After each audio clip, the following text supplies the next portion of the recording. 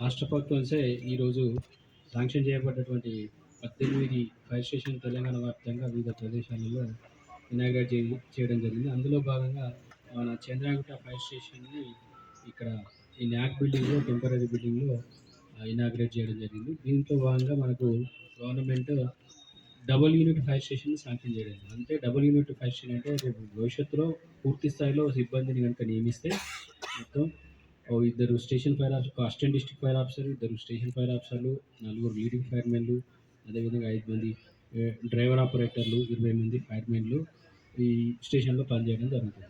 ఈ అదేవిధంగా 2 vehicles allot చేయడం పడతాయి భవిష్యత్తులో పూర్తి స్థాయిలో ప్రభుత్వం ప్రొక్యూర్‌మెంట్ చేసిన తర్వాత.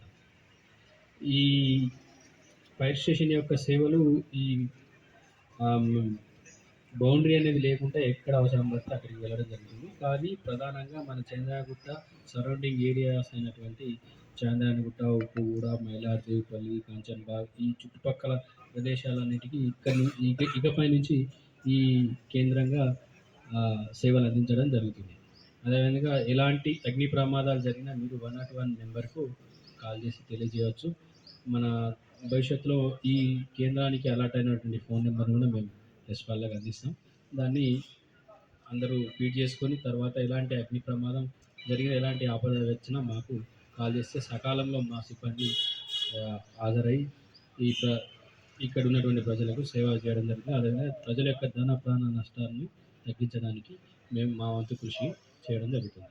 సార్ ఇప్పుడు మీకు ఇది టెంపరరీగా ఈ రోజే శాంక్షన్ అయింది కాబట్టి ఇప్పుడు ఒక వెహికల్ అలాట్ చేయడం జరిగింది.